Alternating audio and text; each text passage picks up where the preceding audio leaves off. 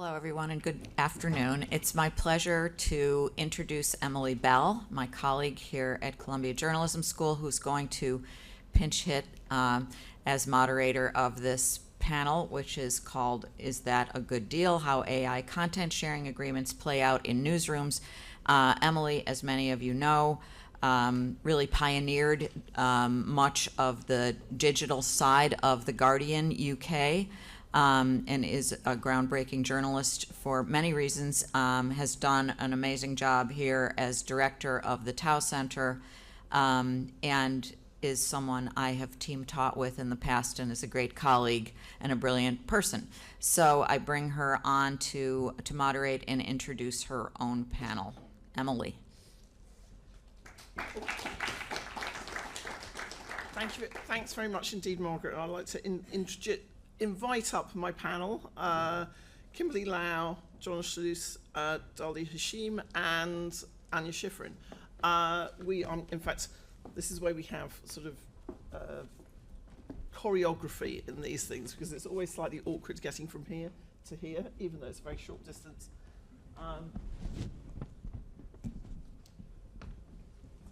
Hello. Yes. There's a slight difference in the programme that the eagle-eyed of you will have noticed, which is sadly Pam Wasserstein cannot be with us today. Something has come up over at Vox Media. So Anya Schiffrin, my colleague, has very kindly agreed to move from this chair to the panel, which actually I have to say I'm incredibly pleased that she has, because she knows probably more than any other living person about the current state of value and deals between newsrooms and technology companies when it comes to AI and the bargains that were made around social media as well. So I'm going to actually start my panel introduction with Anya, as she's right over there and literally has just come from teaching a class over at SIPA. She's the director of the Technology, Media and Communications Specialization at Columbia University's School of International and Public Affairs. She writes and researches about many areas of journalism and development, including solutions to the problem of online misinformation and disinformation, but most recently has been really focused on how news companies can get more value out of their relationship with technology companies, and that's, as we've just heard, an international problem. Next to Anya, really delighted to welcome Dalia Hashim, who's the Programme Research Lead for AI and Media Integrity, subject of much discussion here today, at the Partnership on AI, which is a non-profit partnership of academic, civil society, industry and media organisations working toward AI outcomes that are positive for people and society. Next to her we have Kimberly Lau. I'm now going to try and do this from memory, and I'll get it wrong. So actually, maybe I will just go on to my next introduction slide. So, who is your VP at Scientific American? No, President at Scientific American, and somebody who has probably. So certainly in my mind has probably more experience in news organisations of dealing with these partnerships, I think, over a longer time. I know that you were one of our very early respondents way back when we first started looking at this. And now you're at Scientific American, which, as you said, actually doesn't have a deal at the moment with an AI company. So it'll be very interesting to talk about that. And then right to my immediate left, physically, not necessarily politically, is Jon Schleuss, who is president of the News Guild. So again, this morning we talked about what about the impact on employment. Jon represents more than 26,000 members at unionised publications and newsrooms, and clearly this is like a really key question for the workforce. So I'm going to start with Anya. Asking maybe to respond a little bit to some of our observations in our forthcoming report, which is sort of based on these interviews, but also to give us a kind of a broader view, because you've been spending the summer travelling the globe, talking to news organisations and governments about what this new relationship and the possibility of these deals actually means, and what potentially can be done to make these a better, fairer set of deals. Do you want to give us a quick summary? Sure.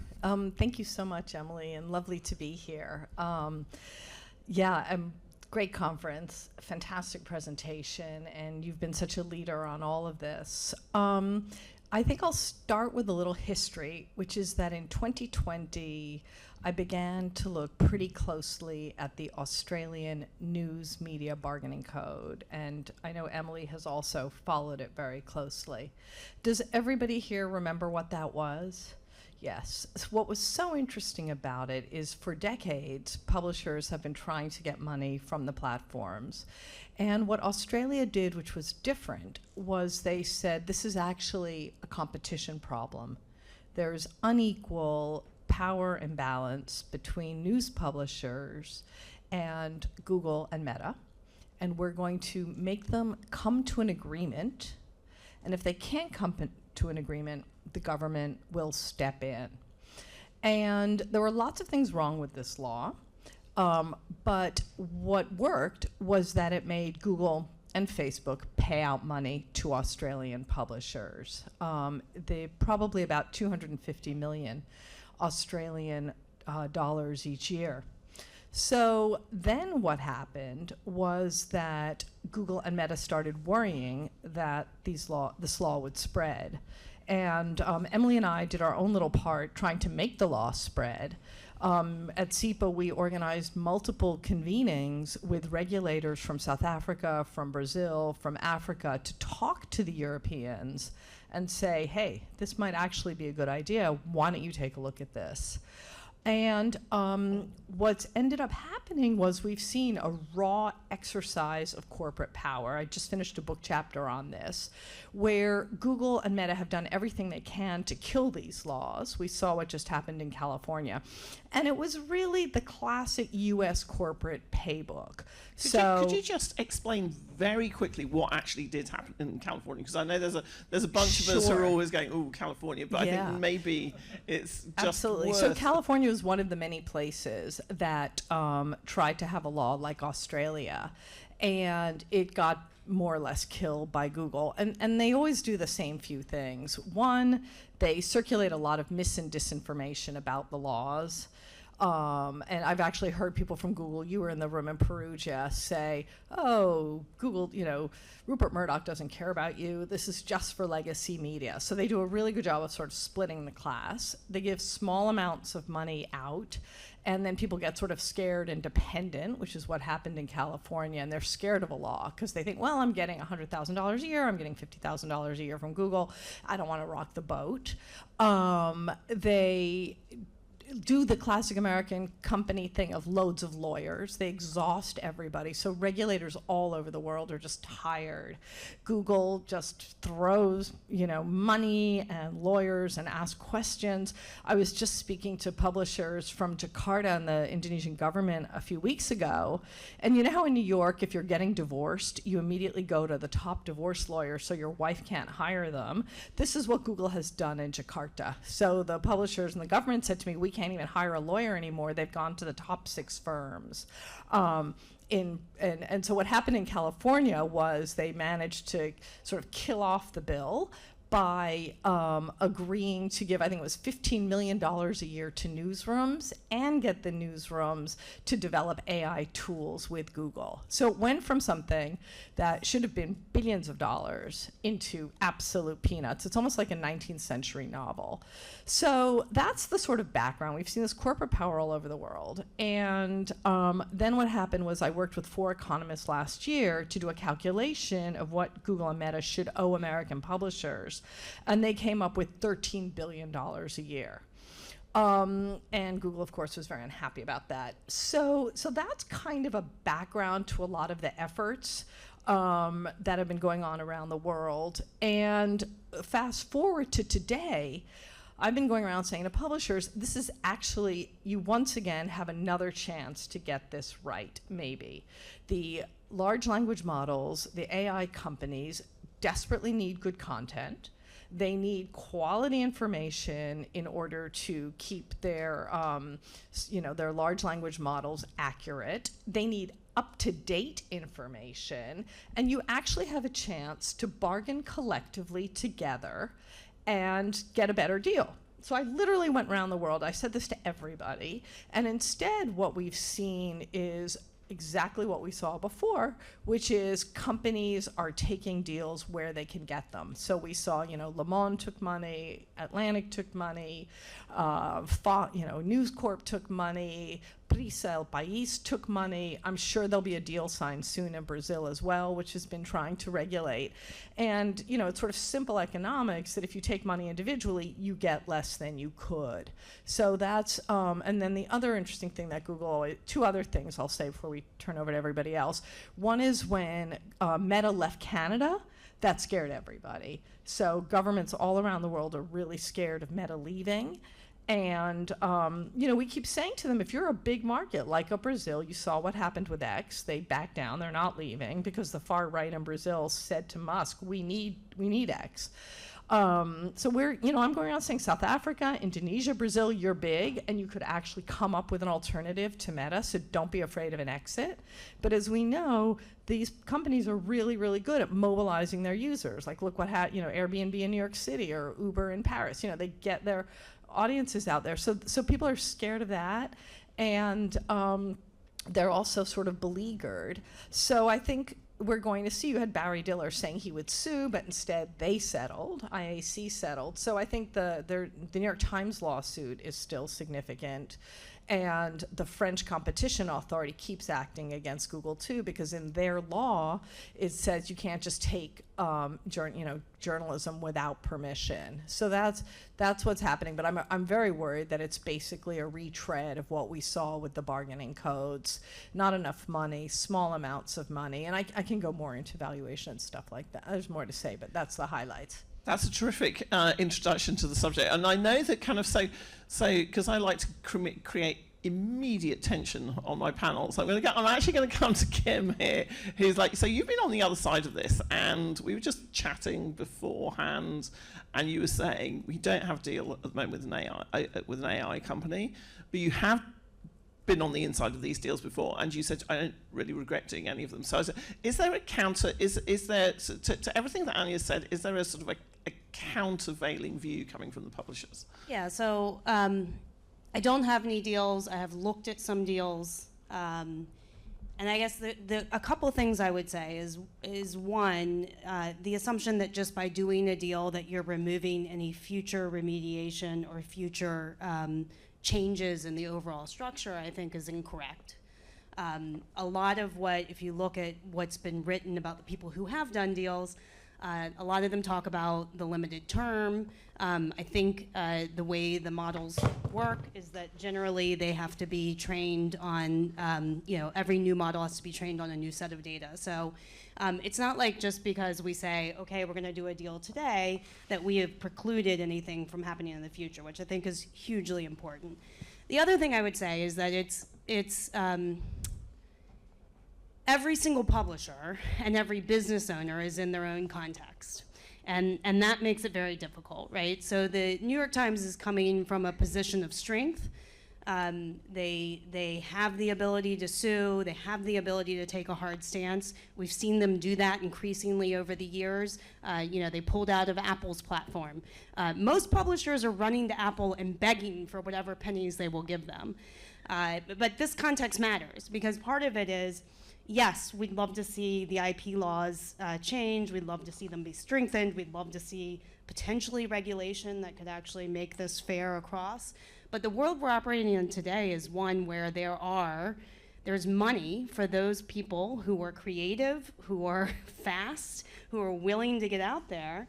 And many publishers are just looking to figure out how they can build the runway for the next year, let alone the next 10 years. And I think that is a huge challenge, right? When I started in this business at Hearst magazines back in 2006, we used to do 10-year financial plans. 10 years. if anybody in this room is doing a 10-year financial plan now, like, I would love to know. Now I do 3-year plans, and the 3-year plans are always wrong. And so it's, you know, it's the context of what we're working in today, the speed at which things are moving, and the choices we have to make, I think makes this not so easy to say that it's black or white, do the deal or don't do the deal, because everybody has to make a decision based on what's going to keep my business going, what's going to fund. You know, we heard the panel this morning talking about how important it is to experiment with AI to keep up with the changes. If we've learned anything in this business in the last 10 years, it's that we have to be aggressive about owning our own technology, about staying up with what's changing, but that costs money. And so, you know, I will admit that I've had FOMO about the people who are actually getting money. And my big fear is that the money is already done. The PR deals have been done. They're not actually doing more deals. There aren't going to be deals for publications the size of mine, because I could really use, you know, a couple $100,000, let alone a few million. So I was going to say, so actually you're kind of not having a deal is not out of choice. This is just, they have not come to so it. without looking at the terms of a deal and without being able to negotiate in the details, because the details really matter, I wouldn't say that I absolutely would do a deal tomorrow.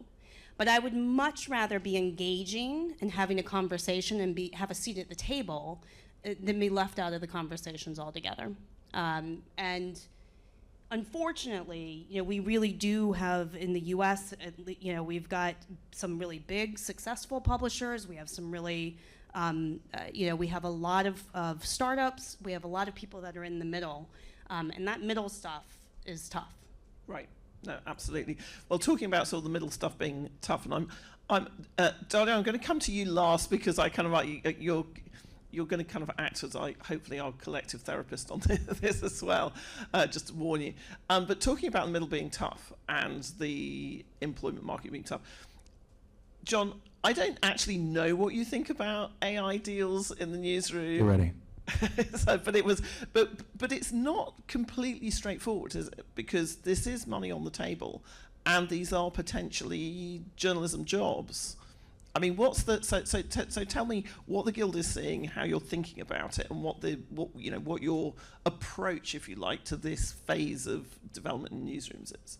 Yeah. So my background, I used to be a data journalist at the Los Angeles Times, and so my joy was using Python and JavaScript and HTML and CSS to find new ways to tell stories with big data sets. That was my joy, right? I got to come up with innovative new ways to tell stories. And I think that like technology is a crucial part of journalism in advancing the medium of which we do that storytelling, right? Whether it's in a printed newspaper, whether it's a thread on Twitter, whatever the hell it's called now, whether it's an Instagram story, whether it's virtual reality, whether it's artificial intelligence, which is sort of like its own kind of multitude of buckets. So for us at the Guild, you know, we represent a lot of journalists, as you said, all across North America, in places like the New York Times, in places like Politico, Axel Springer, Business Insider. They entered a deal with OpenAI. The Associated Press entered a deal with OpenAI. Vox, I'm sad to hear Pam's not here because I was going to grill her a little bit because they entered a deal with OpenAI, and we represent workers at New York Maybe Mag. that's why she's not here. I'm just speculating. I'm so scared. I don't think it is, but just in case. And Dow Jones in the Wall Street Journal entered a deal with OpenAI.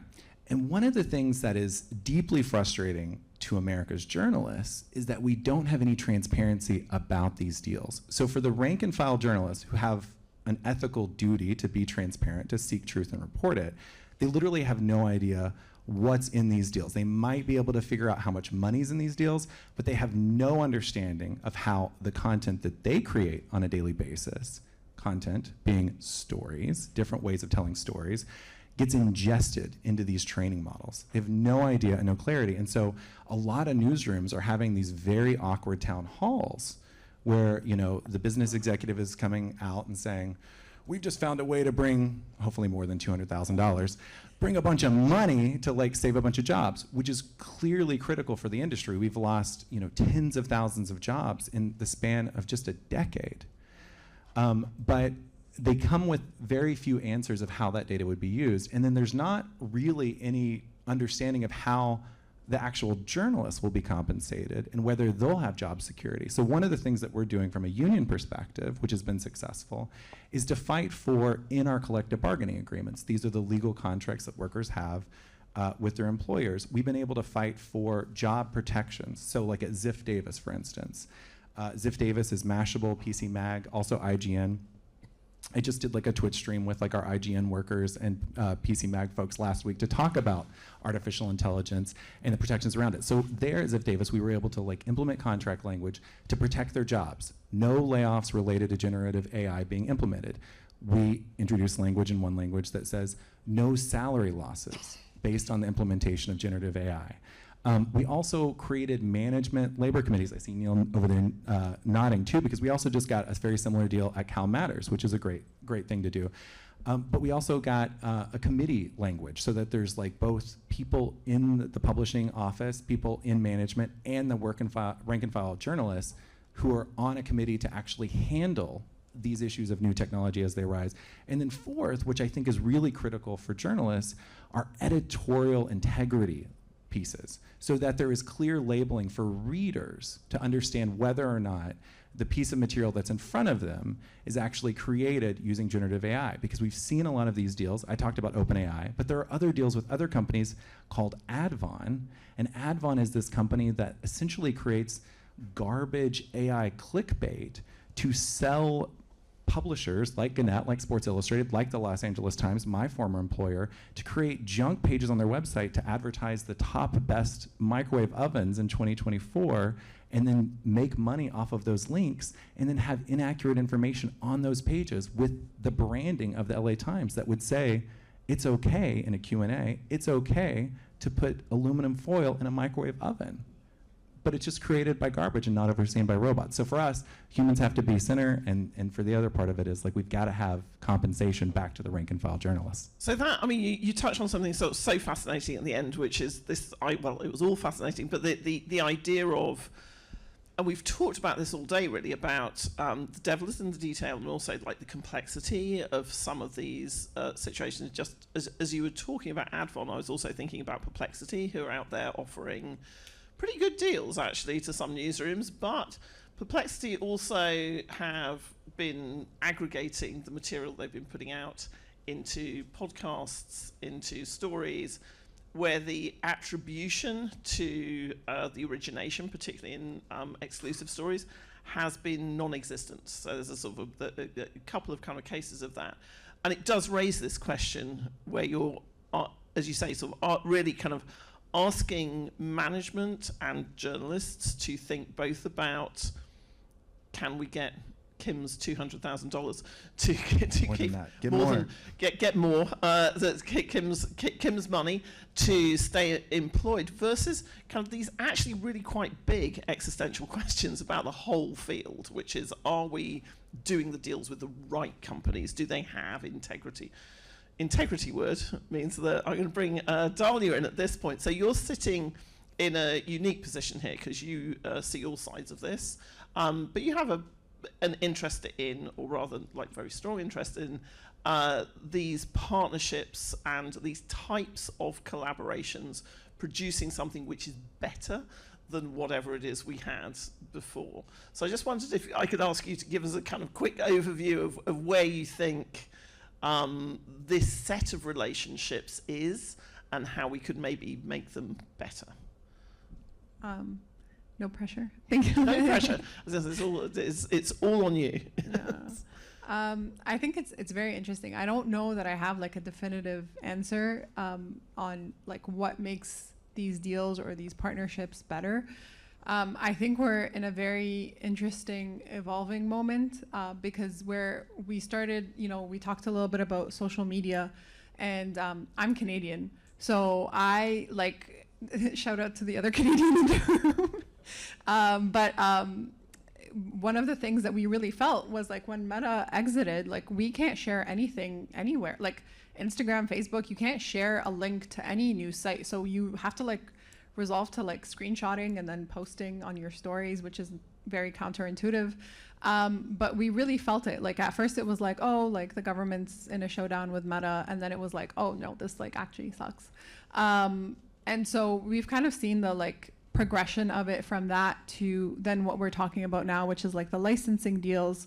And I think we're like almost at the third iteration, which is what you were talking about earlier when you were mentioning Perplexity, with these like revenue sharing models.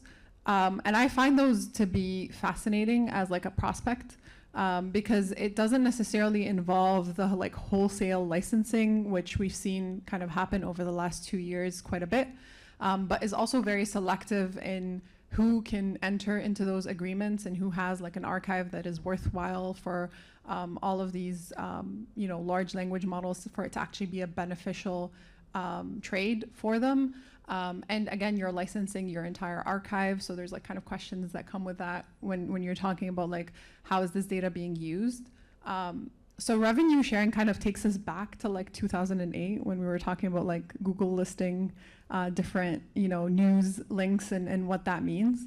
And so I think it kind of brings us back to like a little bit more familiar territory when it comes to things that we understand in terms of like agreements between the industry as a whole when it comes to like AI platforms and then news publishers in general. But however, and this is kind of like a big caveat in the sense that we don't know how these revenue sharing models are actually gonna work. So while the terminology is very familiar and is very reminiscent of Google and Meta a decade or a decade and a half ago, it's still very opaque in the sense of how will this work for the smaller publishers? How will this work in terms of like payouts? So Perplexity has been very opaque in terms of what those payouts would look like. But then you have like Prorata, is that how you say it? Who has like a 50-50 sharing model. So they've kind of come out and said like, this is how we're gonna do it.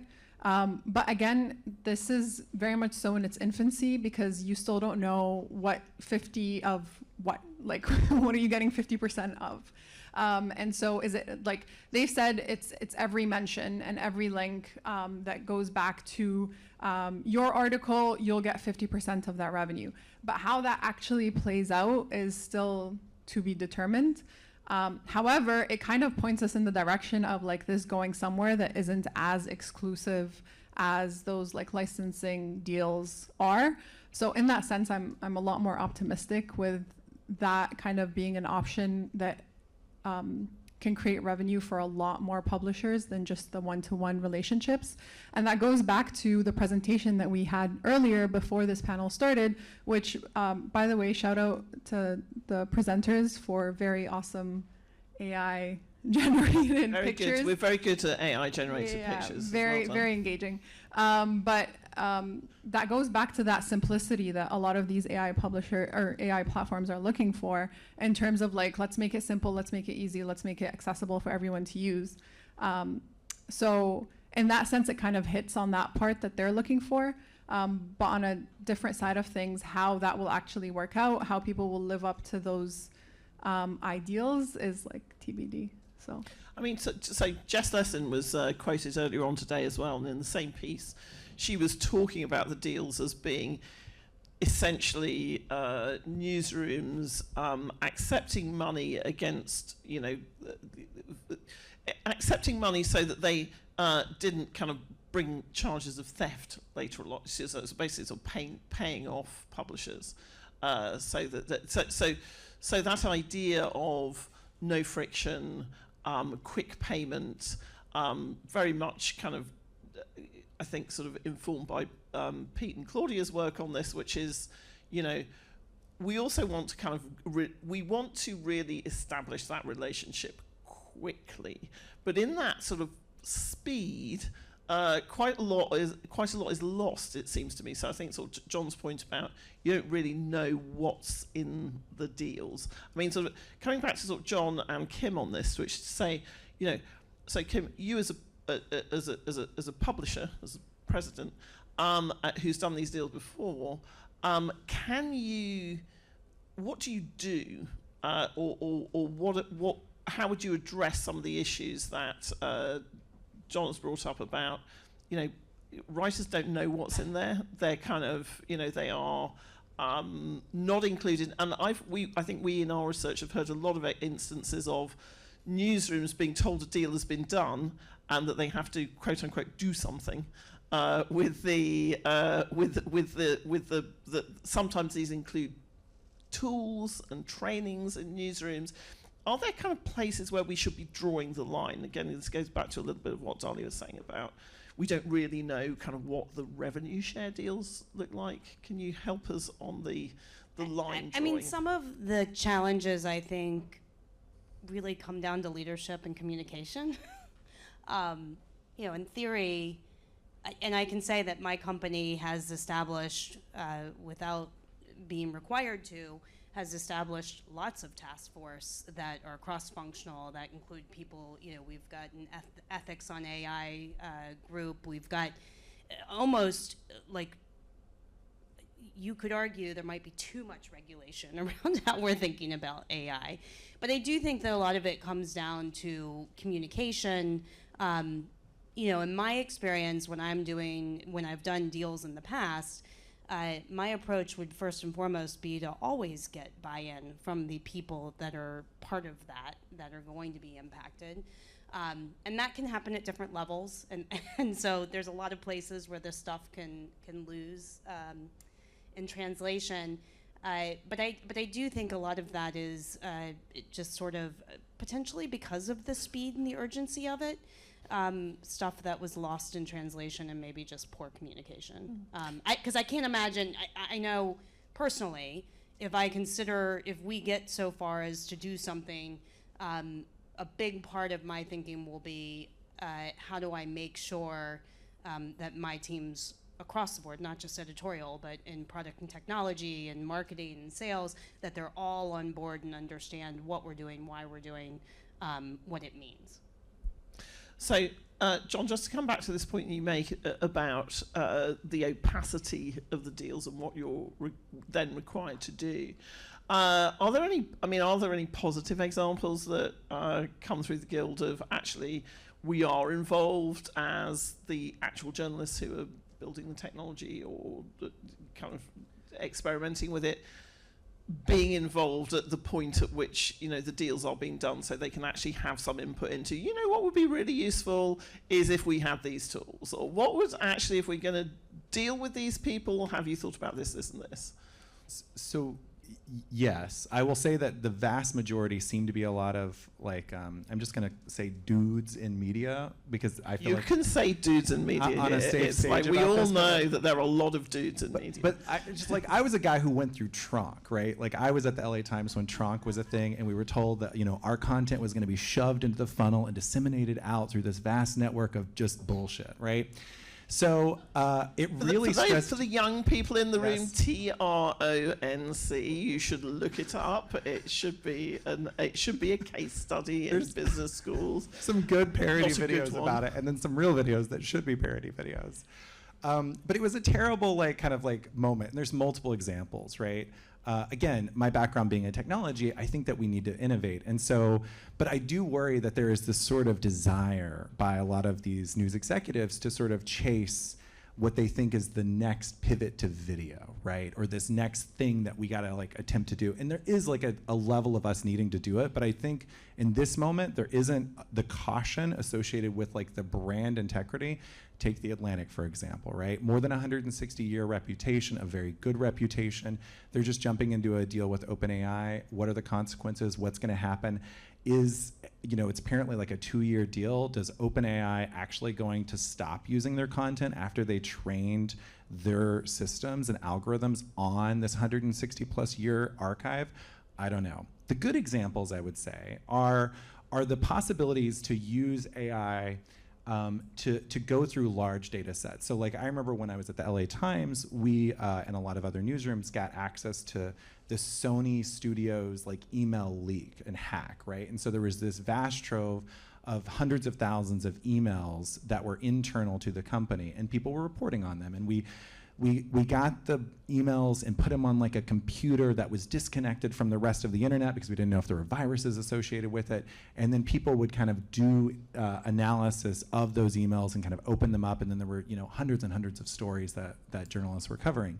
An interesting use for AI, I think, in that context is like training a closed system, a closed large language model on those emails. You as a reporter who doesn't have knowledge of like Python programming language can then just have like a friendly conversation with a chatbot to, I don't know, get like a list of emails that show like a sexual harassment scandal inside the company, right? And then those become potential beads for you to do more research, to do more verification, and then find stories. Other examples that I think, and I've heard this from our members even today, are the need for better tools for transcribing interviews, right?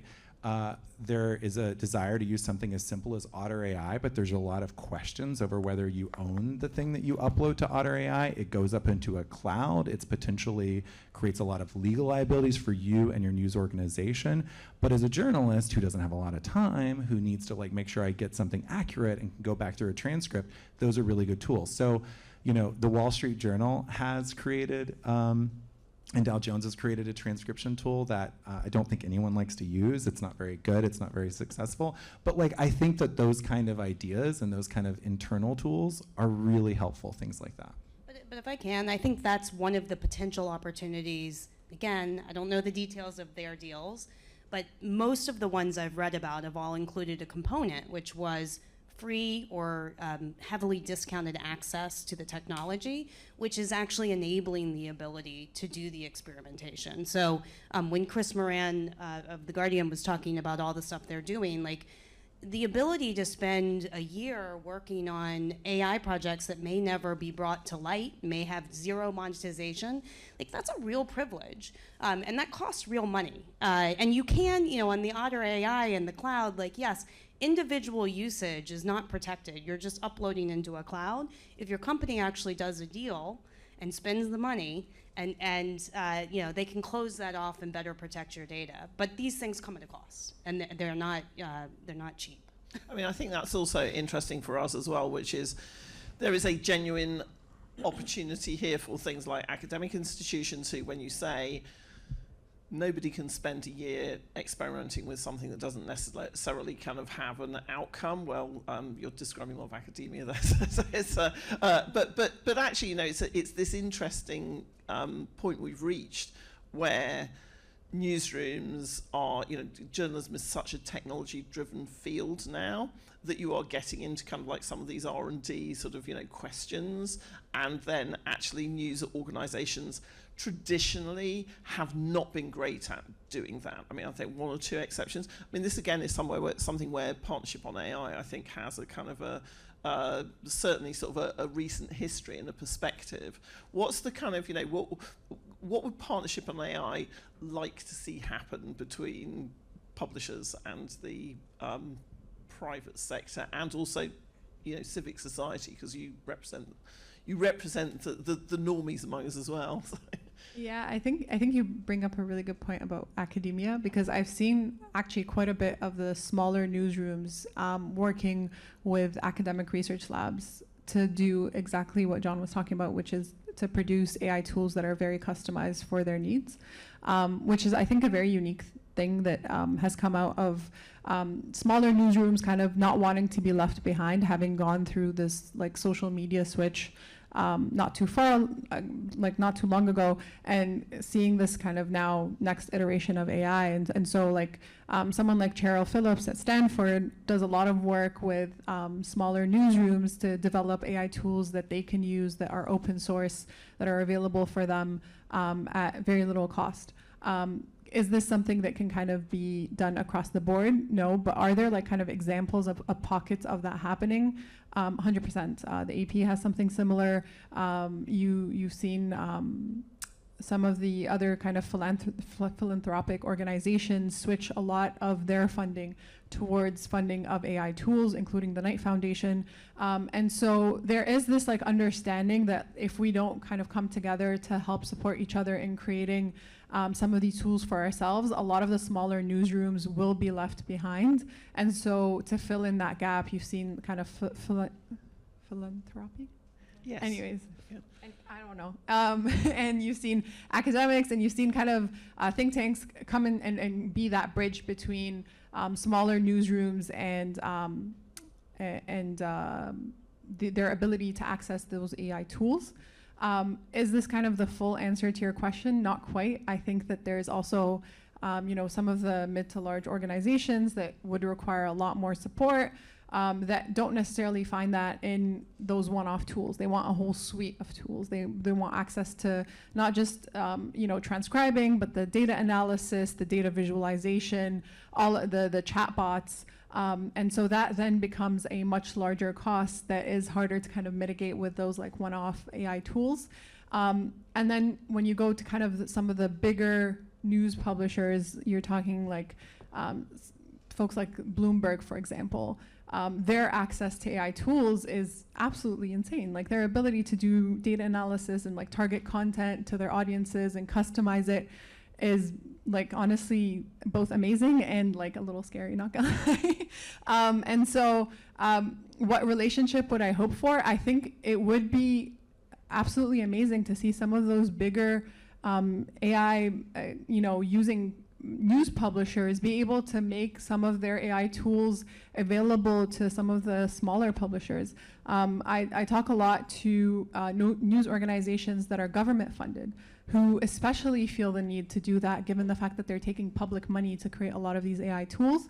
So now that they have done that, how are they supporting their own ecosystems of smaller news organizations to help kind of bring them along as well? You see this a little bit more in Europe and like in some of the Nordic countries where they're able to do that a little bit easier, and you see them, the news organizations will come together to build AI tools that are supportive of everyone. And I think that is an interesting model to kind of look at and explore a little bit more than just kind of boxing ourselves into this or that kind of dichotomy. Right, and I think that's a really good point, which is, and actually this is kind of something for Anya, I think, as well, which is what the alternative routes are. So being welded to technology companies does not seem to me to have served journalism particularly well. I know that Kim might disagree with me on that, but it sort of feels as though we know what happens when we have that very close relationship, because it's been happening for the last decade plus, and it hasn't really gone very well for us. America is where a lot of the regulation around this is most effective, and we all know that kind of as you get further away from the home country of the large technology companies, that things get worse. We get the best version of everything. Doesn't seem as though regulation here is necessarily going to work. I don't know what your well, I have view lots on that to is. say, but I know there's not a lot of time. So I just want to say that I just published something on AI in newsrooms, and I made a few old-fashioned photocopies that are in the back of the Very room. good. That's very good. Self-publishing. It's like a zine. It's very good. UNESCO published it, but the UNESCO, a zine. I made exactly. I made some photocopies. I guess there were a few things I wanted to say, and I also had a question as well for Kimberly. I mean, I think your instinct of trying to keep your options open is really good, and trying to do things that can be renewed. Although I take your point that it'll probably all get sucked up anyway. I mean, we saw that OpenAI was like taking all this YouTube content. I think a few other things, from the rest of the world. I agree. I don't think it's going to be a lot of money, and I agree that for small outlets, this isn't going to be a lot of money, and it's not going to save anybody from anything. And essentially, if you have Reuters or AP, you don't really need the Jakarta Post unless something happens. So I think we can expect lots of people to not get money, and also phone calls aren't being returned. So I know publishers around the world who've tried to open negotiations and have just not gotten anywhere. So I want to make that point. Also want to make the point that we're bringing the editor of Le Monde over, and they're actually giving money to their reporters. Because remember the last time they had a financial crisis, they became like a workers owned. And I also want to say that point between who should get it, the publishers or the journalists, is part of what killed the bargaining codes in Brazil. So it's very very contentious. I was actually told about a European country where when the news outlet finds out that they've been crawled, they actually don't say anything because under law they would have to start giving money to their reporters. So they just keep quiet about it. So I think that's a real, that's absolutely contentious. And then just one comment and then question, which is that what I'm hearing around the world is we're going to see digital services taxes. And I don't want to get too much in the weeds, but you remember that many countries, 40 countries around the world, looked at taxing tech, unfortunately not giving the money to journalism. And then the OECD started that global agreement on corporate taxation.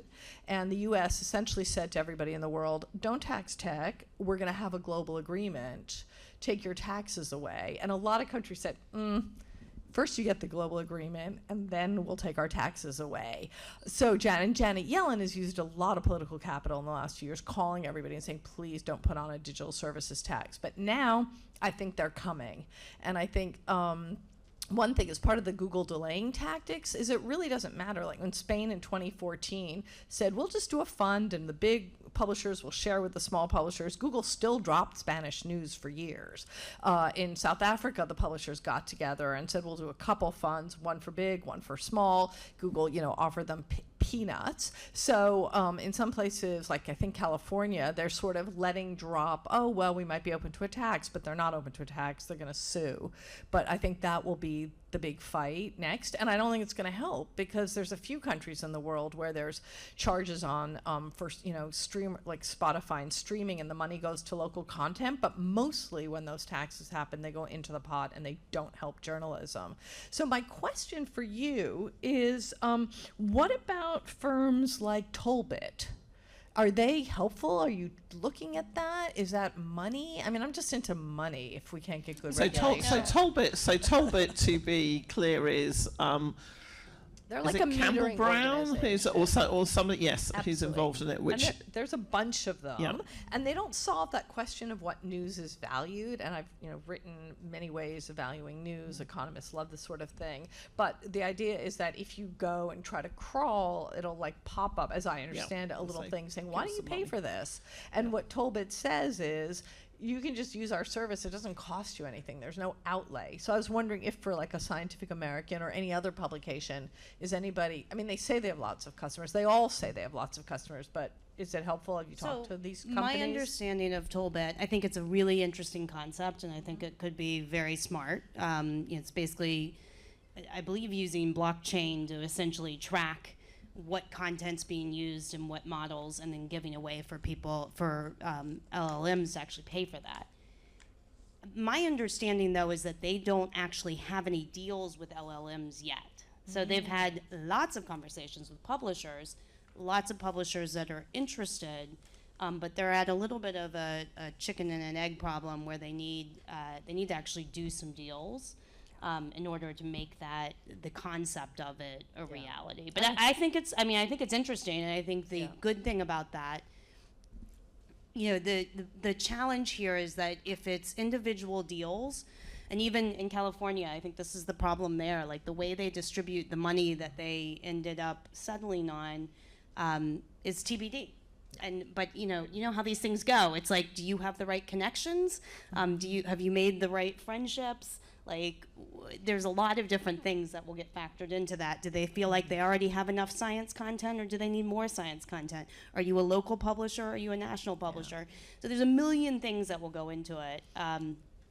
But I do think individual deals as a solution for the industry is not necessarily good. What we saw last time. Cloudflare, I think, has said they're going to do a similar thing to Tollbit, where they'll sort of see who's coming to your site. So I guess this gets back to two things where we started. One is that we always knew allocation would be difficult, and it doesn't matter whether it's government advertising. It doesn't matter. There's so many policy tools where whether it's some sort of government funding, your alternatives question, whether it's a fund, whether it's philanthropy, allocation is always hard. And, there's lots of places that have sort of worked out, the Scandinavians, or in Canada, you have to register. Either you have to register, like in Canada, as a quality outlet, and then all the Africans and Latin Americans will say, no, no, no, we don't want government to decide who's a quality outlet. Or the publishers have to get together and decide amongst themselves. Or the big tech decides. Those to me are the three ways that allocation happens. And then finally, it gets back exactly to where I started, which is it's about power. You can work out all the numbers and all the justifications and all the economics you want, but if you don't have the big companies agreeing to pay, you've got a problem. Well, if I can, I think that's just to bring it back to your comment about being partnered with the platforms. I think the challenge, my personal belief was always it wasn't a matter of whether Google and Facebook and X were worthy of working with us. It was that we were desperate to work with them. They established products and platforms and experiences that people were going to. And as we transitioned as legacy media, if we weren't playing that ball, we weren't in the game. Because I want to get to the questions in the room. Though, so one question I always have about that is that. So it felt like we were making great advances at the time. I don't know if I felt that way, but. Oh, right. Okay. So, but in retrospect, I'm struggling to identify one single thing that came out of all of those partnerships where I could go. That was a really net positive for journalism. I think there were a lot of short-term. There were a lot of brands that built a lot of digital audience on Facebook. Right. You can't do it now. No, I was But going to say. you did it in that period. Yes. I do think there were durable things that came out of it. Yeah. A lot of it was very short-term gain. And I think that that's a really key point as well. So when you say there's a sort of short-term, this is, to Jon's kind of, daily existence really, which is you can get the short-term gains, but the idea of kind of, protecting journalism, protecting journalism jobs.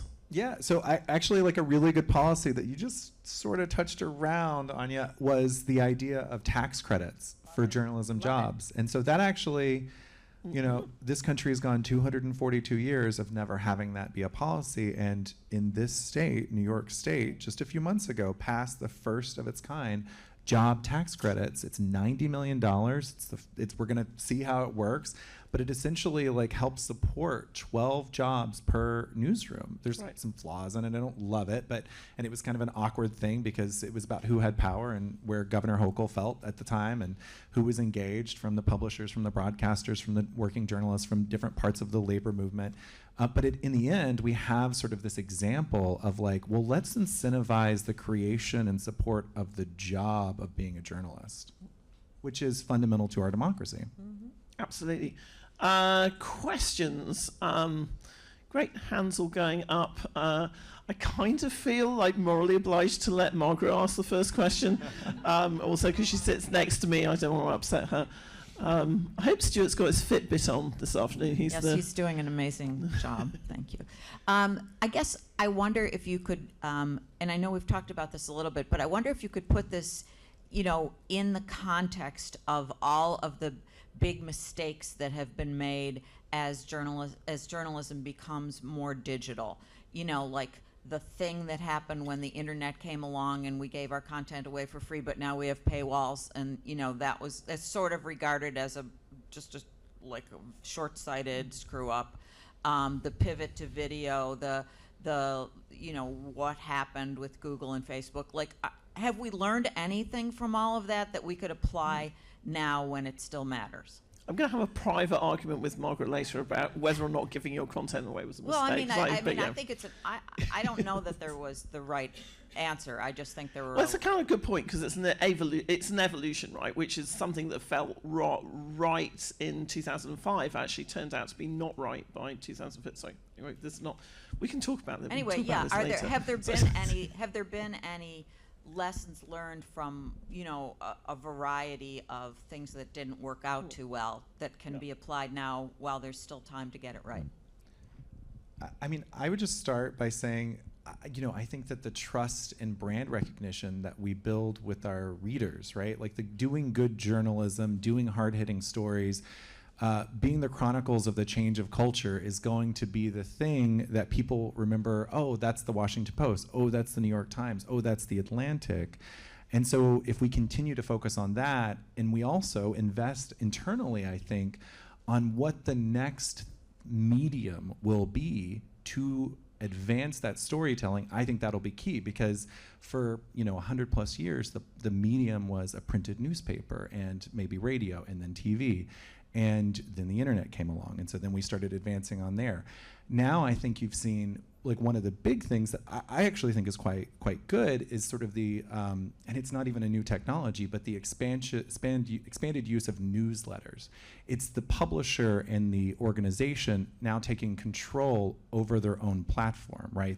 People are subscribing to the Washington Post Daily 7 or the Morning 7, or they're subscribing to the New York Times Morning Headlines newsletter, right?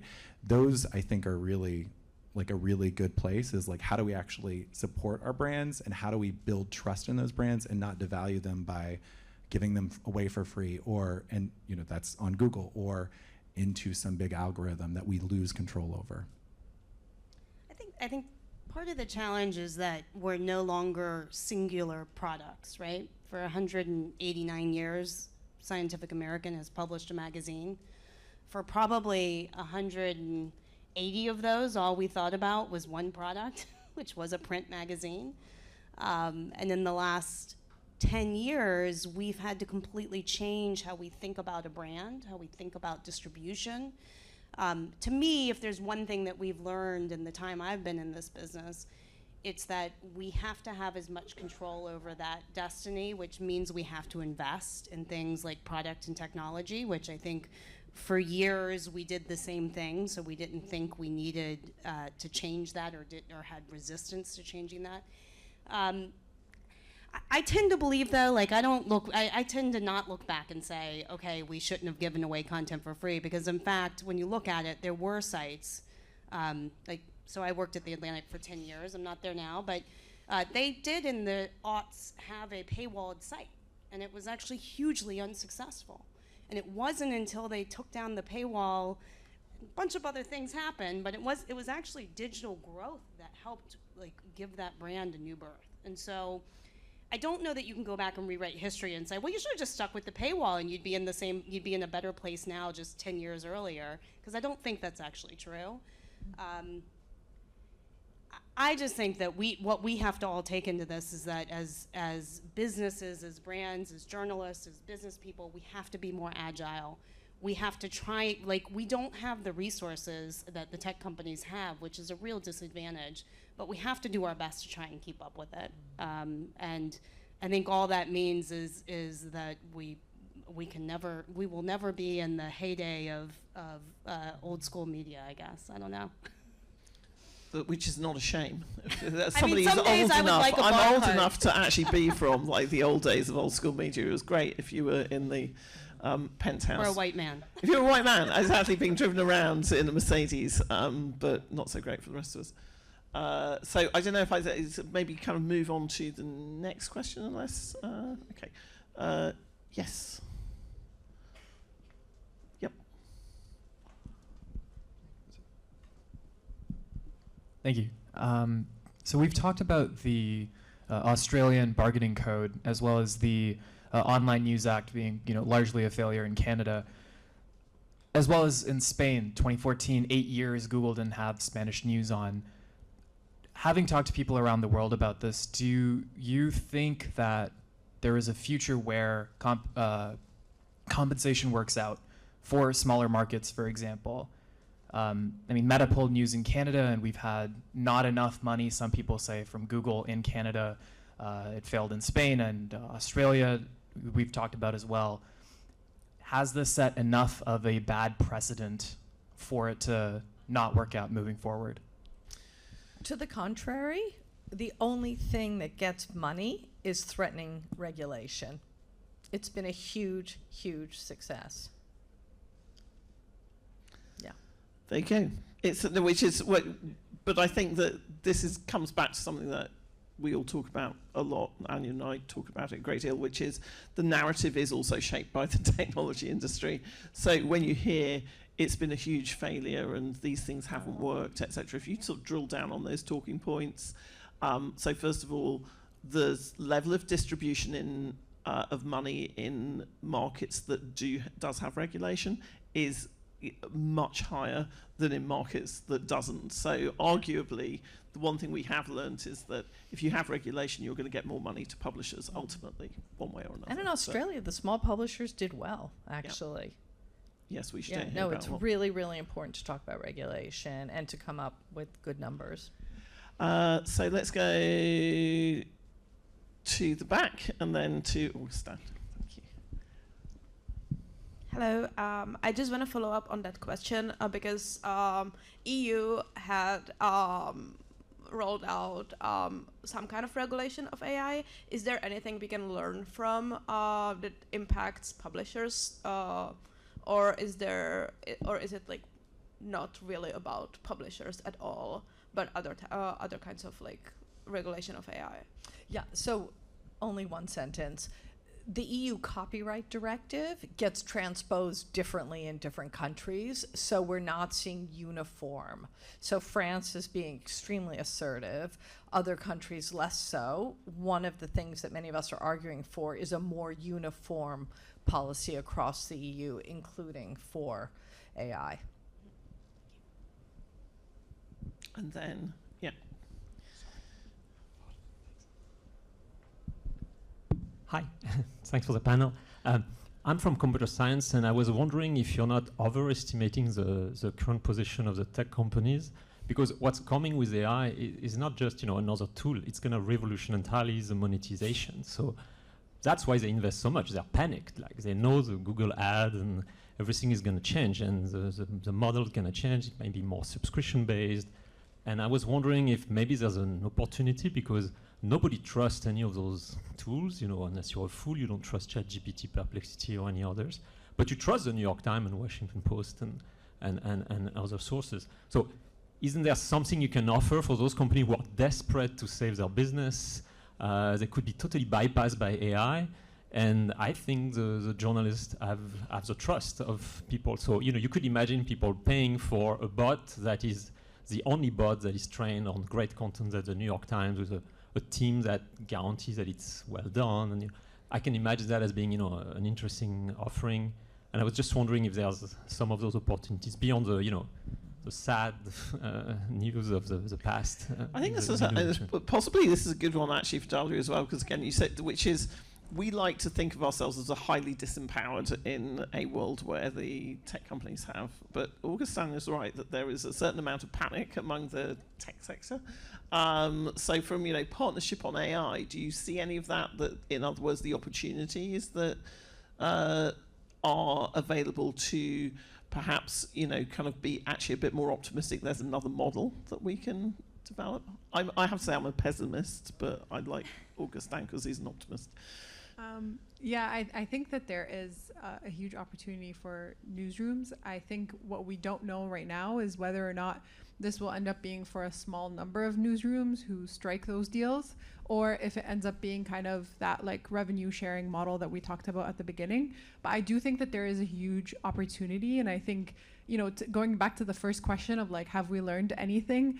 Every time I see like one of those headlines that's like, journalism is dead, or like journalism is gonna die because of like X whatever thing, I'm like, have we not learned? Like journalism, I don't know if this is like overtly optimistic, but I genuinely think that over the last decade, we have we have come to understand at a greater level the value of journalism. So to me, it does not seem like any of these technologies will render journalism as like an industry obsolete. I genuinely don't believe that. I think that now there is an opportunity for us to rethink again those like monetization models and what they would look like in this evolving world. And I'm very heartened by the agility that a lot of newsrooms have shown in terms of being accepting to kind of understanding a different worldview that was very different when it came to like the introduction of the like internet and social media 20-ish years ago. I think that move was a lot slower. This like I've been doing this work for a couple of years now, and when I first started, people would be like, why are you here? Like, genuinely, I would go to journalism conferences and people would be like, yeah, why are you here? Like, how is AI relevant to us? And within, like, I think less than a year, I was going to the same conferences again, and people would be like, oh, like, tell us more about AI. Like, we want to learn, we want to implement. How can we put it to work? And there is like a healthy level of skepticism that comes with that from journalists, which is, again, heartening, because it's not like they're accepting the technology wholesale either. They like understand the downfalls, and they're willing to kind of work on making it work. And so I think all of that is like super heartening moving forward. It's just the pain of figuring out which model works and in which ways, and again, understanding or uncovering a little bit of that like opaqueness that we talk about when it comes to some of these like revenue models. I was going to say, I'm going to take a couple more questions, even if I risk running over because we've got a little bit of a gap. So I'm going to go here and then 2 over there, and those probably had better be our last. I'll be really quick. I know a lot of the conversation is focused on getting the money from out of these deals, but I'm curious to ask a little bit about the distribution opportunity that some of these content sharing agreements have. I mean, we've all seen referral traffic drop from Facebook, et cetera. And are publishers, big publishers, thinking of content sharing agreements as less about literal content sharing, but an opportunity to find new audiences, get their content in front of people who didn't know about them before, potential subscribers in the future? I mean, and this is obviously important, Jon, I think, for your constituents too, right? Do reporters not want their content in front of new people? Are these discussions happening as much as you would like? Would you like those types of agreements to happen more, especially as we, in the context of the money's gonna run out and it's not gonna be maybe enough anyway? Well, one example is the Wall Street Journal on this in their deal with OpenAI. I don't know if it's like shown up just yet, but right, the idea would be that you go to ChatGPT and you say, like, give me, the latest story about NVIDIA today, the latest news about NVIDIA today, and then it would show you a source from the Wall Street Journal. But it kind of goes back to something that we really haven't like gotten fully into, but it's the question of the level to which you're okay with the accuracy. Like, what percentage, and I've been wrestling with this myself, if a company, and I won't believe the company because I'm a curmudgeon journalist, but if the company says we're 99% accurate, is that acceptable, right? If they will take all of your archive, take your live news feed, and pipe it into a chatbot and present it as if it is 99% accurate, is that acceptable for us, for the work that we do, say, for the Wall Street Journal? Is that enough? And I don't feel comfortable with 99%. I don't feel comfortable with 99.9%, even though all journalists are humans and they're flawed. But it sort of gets to it. And then the bigger picture is, yes, we have to find like more readers, more subscribers. We have to find newer audiences. At the end of the day, we also have to just make sure that we're telling stories, right, to even audiences that are not going to pay for that, because every person in a democracy and every person on this planet, I believe, is deserving of quality, reliable news and information. So we do have to like kind of use the possibilities for us to get into those new places. But it makes me really nervous because I'm like, I don't want us to like, have someone's article be destroyed and made, a percentage point less accurate because it went through an LLM and no one can tell me how they went from prompt to output. Yeah, but it's already happening, right? True. AI summaries is in, I think, 17% of US queries. Seems like more to me. In August, Siam's search traffic from Google was down 37% year over year. I think when I looked at the first half of the year, it was down like 50%. So it's significant. And why, at the end of the day, we're all still desperate for Google to send us more traffic. So for me, 100%, a lot of this is about looking at who are the partners we have, where are the places where we have opportunities to get distribution for our content, to build audience. Super important that I think one of the things we've learned is we have to build our own products, we have to have our own engagement, we can't rely on other platforms. But that takes time, money, and ultimately we need to operate where the audiences actually are. For me, like the Perplexity, some of OpenAI even, these guys are coming after Google. So in some ways, there's part of me, as much as I have many reservations about the way all companies are taking content and otherwise, but in some ways I'm cheering for it. Because right now, the relationship we have with Google is, it's like we're being held hostage, but we are completely dependent on it, completely dependent on ad revenues, but in a way where we have very little control. Google, a company called, named an illegal monopoly too. We haven't said those words here. An illegal monopoly that actually has a large kind of extensive network of influencing the news industry. Like I'm sure we've all played Werewolf. But just we also block the bots that are coming to us, right? So we consistently, when we see a new bot, we'll block it. We're blocking at least 15 or 16. We are not blocking Google. We're actively every day trying to do more SEO optimization so that they can take our content. It's an abusive relationship.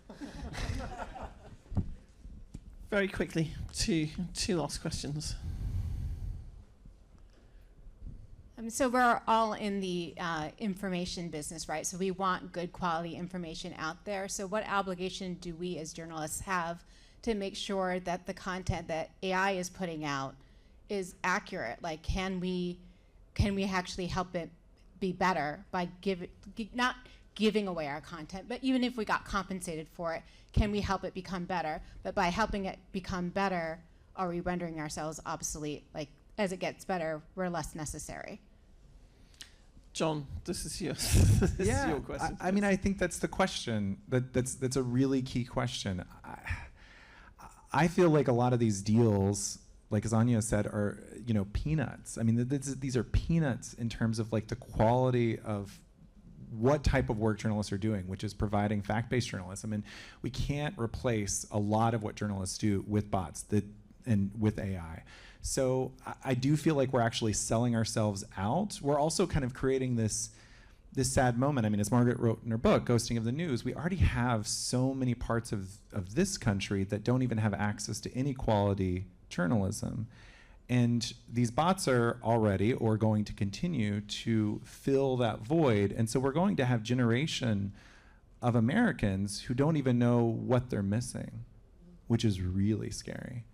So I prefer it's a collective fight. It's about power, where the publishers and the journalists actually come together to come up with innovative ideas that we're sharing to support ourselves and support our industry, to support Americans in a democracy. Can I just quickly add sure. to that? Yeah. I think it's also about how we frame the conversation around the information that AI is able or not able to provide us. I think it's very important for us to be able to delineate where AI is actually very helpful and where it stops short of providing us with useful information or context or nuance or detail or timely information in terms of like world events or all of that. And being very clear on that delineation helps us not either be overly comfortable and like happy about the future or overly kind of hyperbolically talking about like the doom and gloom that is to come. And so that people have that like accurate perception of this is where this technology is helpful and this is where it's not. And that's a much harder message to deliver at like a large scale, but it is an important one going into the future so that we know what we're missing out on, to Jon's point. I think that's a great point, actually, which hopefully we'll get into in the next panel. And very quickly, last question. Hi, thank you so much for such a great panel. I know the panel has touched upon the idea of AI companies sort of having a limited time period agreement to sort of train their models on all of the data and content that publishers provide. I'm curious to know what that means for real-time data that AI companies need, especially when there's breaking news. I remember after the assassination attempt on Donald Trump, the chatbots were for hours confused and they were hallucinating about what had actually happened. So my question is, in the long term, don't these AI companies need sort of an everlasting agreement with newsrooms? Because chances are a huge section of people who flock to these AI chatbots want news that's happening right now. Yeah, I think this is one of the things, like when you look at these deals, part of it is about training models. Part of it is about is essentially display syndication, which is what publishers have been doing for years with lots of different deals, which is just about making sure that our content is getting surfaced and that people can then click through and go to it. And I think there's a real distinction between what the value of our archives is versus what the value of new content is. I do not see a world where new content written by real humans is not critically important. I don't know. I mean, I love my archive, but the archive is what it is, and a lot of it's fair use, and there's all sorts of things you can get into on that. But the new content, no doubt, like that is needed, and I think that is the kind of thing that's actually not going into the training models necessarily. It is about the display in many of these deals. Now, we already do that. I mean, this is one of those things we've been giving away for free for years to Google, and that's been part of the bargain. So that'll be the question: can we reframe that if as these new players develop? I think that's a great place to stop. Thank you so much. What a great conversation. Thank you very much, panel.